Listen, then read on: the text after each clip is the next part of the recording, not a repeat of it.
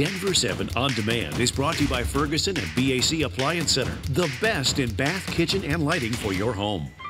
I'm Shannon Ogden with the latest from Denver 7. The First Alert weather team's tracking today's winter blast that has skiers and snowboarders flocking to the high country. Let's take a look now at the Eisenhower Tunnel right now. Drivers, of course, making their way up I-70 to hit the slopes first thing in the morning. And this is why they are heading that way. This is video from Steamboat Springs that Kenny Cooper sent us. Thank you, Kenny Cooper. Look at all that snow. It's beautiful. That picnic table's covered, the cars in the parking lot all covered. And then we have Denver 7 viewer Kathy Neustadt sharing this video as her family made their way through the high country in Summit County. You can see drivers moving very slowly. And if you take a close look at the roads themselves, you can see the plows have been working hard to keep the interstate clear, but there's a lot of snow, a lot of slush on the road right now. And then south of the metro along I-25 near Monument, bumper to bumper traffic. And it caused the interstate to be closed because of several crashes. More than 30 vehicles involved in collisions today. No injuries have been reported, though. Chief Meteorologist Mike Nelson's here with just how long the winter weather will stick around. Mike? It'll be slick overnight and early Saturday, but the weekend actually looks rather mild and dry. Temperatures getting to the upper 40s Saturday. Clouds increase Sunday, but it stays dry, mid-50s. Then snow begins in the mountains Monday morning. We get snow Monday evening, a few inches in the metro area. By Tuesday, clearing but cold. A high of 32. Another round of snow will return to the state by next Thursday. All right, thank you, Mike. And you could always get your full First Alert forecast on our digital channel on your streaming device, as well as through our Storm Shield app. It's free to download in the App Store. Just search Denver 7. We are learning new information about the officer-involved shooting in Evans that critically injured an Adams County Sheriff's deputy. Denver 7's Megan Lopez spent the day in Greeley learning more about the chase that led to the shooting and about the police officer involved. Yeah, there were multiple police agencies that were involved in that initial high-speed chase, then the officer-involved shooting, and now this investigation to determine what exactly happened. I visited several of them today to try to ask for an update, and here's what I found out.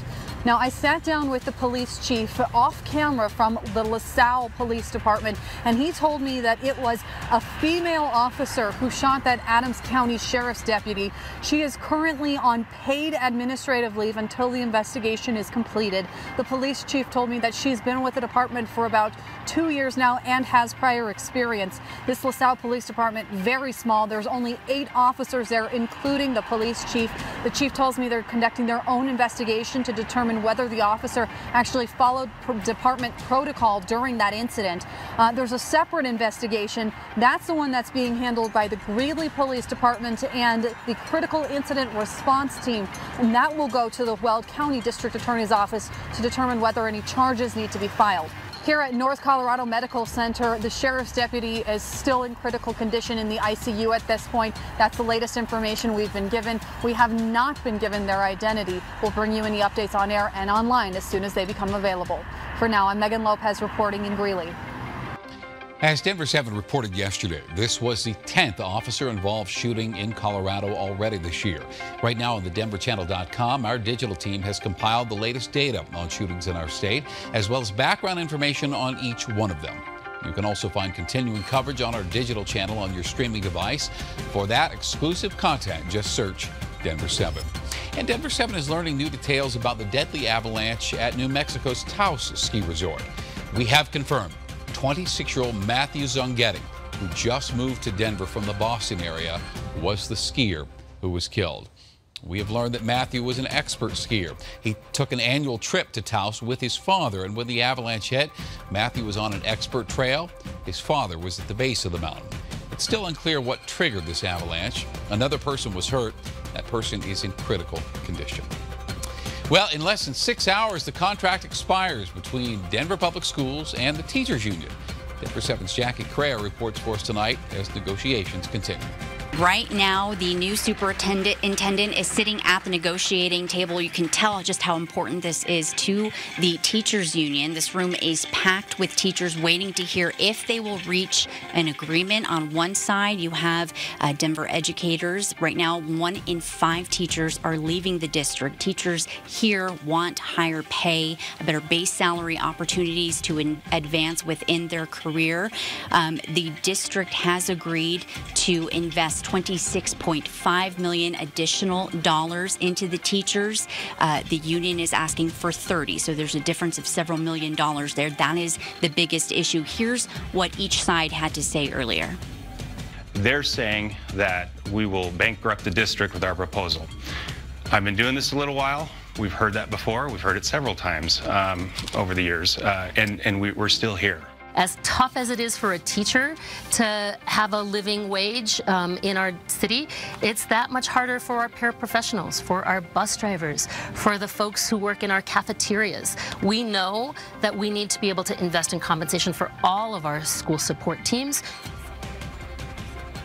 And that's the brand new superintendent, Susana Cordova, just 10 days into the job. Just want to walk this way to show you how packed we are. It's the entrance and exit.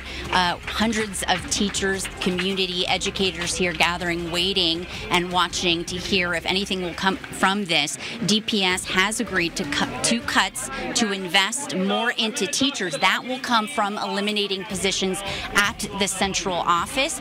Looks like something just happened. We're going to find out in a few minutes and report that for you at 6 if there will be a strike next week or if one side is given in to the other. I'll send it back to you. Jackie Crea. You can find all of our coverage on the contract negotiations between DPS and the teachers union on our Denver 7 digital channel. Looking ahead to this weekend, the Women's March in Denver is happening at Civic Center Park.